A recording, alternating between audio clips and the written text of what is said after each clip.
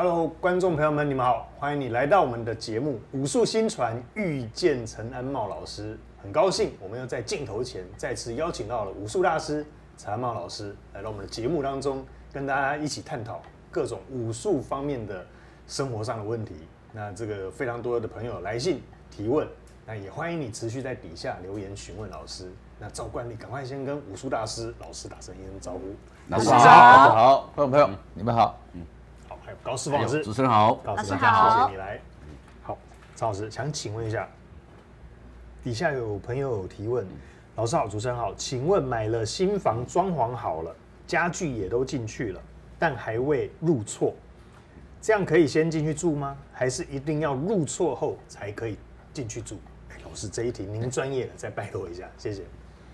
观众的这个题，我觉得好像是应该要把它转成另外一个角度。我先搬进去住，然后再做入错的仪式。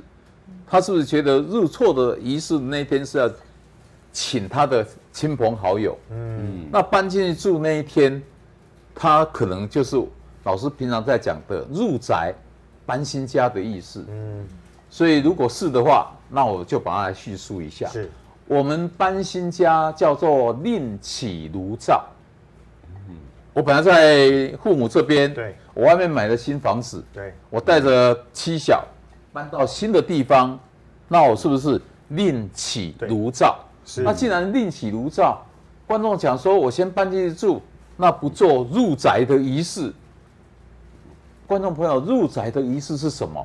就两样。第一个，这一个家既然是另起炉灶，这个炉灶就要煮让我们家温饱。就在讲吃，那能够吃到温饱，还要让我们家的大大小小要睡得着，也要睡得好，是，那叫做安床。安床。所所以搬新家两个重要动作，一个就是炉火的开启的时间，对。一个就是铺床单、安床铺的安床的时间，是，所以搬新家这两个才是搬新家要的动作。那你新家都装潢好了，你先搬进去住，不开火，不洗澡，好像吃外面，洗到澡堂，这样就可以了。那不睡觉，那睡觉就站着，不然躺在客厅，那这样子吗？所以应该说，我们要先看入宅、开炉火的时间，跟铺床的时间。那要请亲朋好友到我们家里来做客的话，可以找一个礼拜六、礼拜天还是有排班排假的时间点，方便的都可以。是，所以只要搬进去，要煮、要洗、要睡，那已经入宅的动作要先做了。这叫做另起炉灶。还有听人家讲重启炉灶。另起炉灶跟重启炉灶，有人会分不清楚。对，什么叫做重启炉灶？重启代表我本来在这边煮，对，我换个地方，我重新又一样在这个空间，对，那叫重启。那这个动作一般都是在什么时候会遇到？我要娶媳妇了，我们讲说，媳妇熬成婆，对，太太已经要升格当婆婆，身份不同了，不同了。那这个炉灶呢，要交给媳妇接手。是，可是婆婆的方向位置是这一个方向，那新入门的媳妇这个方向对她不好，是，所以就会比如说找到一个适合媳妇的，搞不好是这个方向，搞不好是颠倒方向。所以因为要迎接媳妇进门，我们家的第一财位就是炉灶。民以食为天，你吃饱没？你吃饱没？所以炉灶代表财路健康。对，婆婆煮给全家吃，只要媳妇进门，炉灶的位置方向还是看媳妇。请外劳煮给我们全家吃，还是看你主人。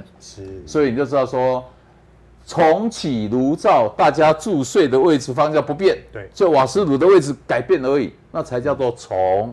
那另起炉灶就是在不同地方的，那才叫另起炉灶。所以这一个题目也让观众知道一下，什么叫做另起炉灶，什么叫做重启炉灶？对，那重启炉灶的时间点在哪里？是老师，那这位朋友提的这个问题，显然答案已经呼之欲出了，就是应该你一搬进去的时候，这个入错的动作就要做了，对不对？炉灶跟安床的时间不是呼之欲出，是是你要搬进去住，就是要先看时间，对，开炉火跟铺床，对，没错。那要宴客，那后面都可以。是，OK， 好，再次感谢老师的回答，也是因为有做老师的学生，我才开始知道方向的重要性，床位啦、炉灶啦，还有我最近居然开始买了一台电钢琴，然后呢，我有看老师的节目，48岁学钢琴还来得及吗？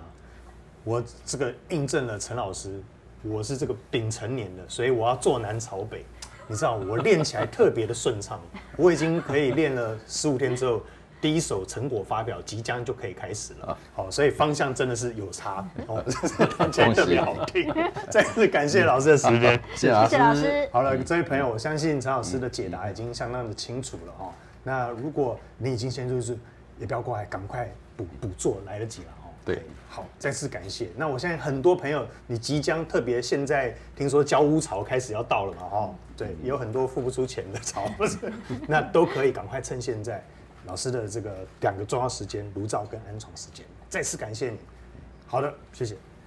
各位朋友，记得订阅、按赞、分享，开启你的小铃铛。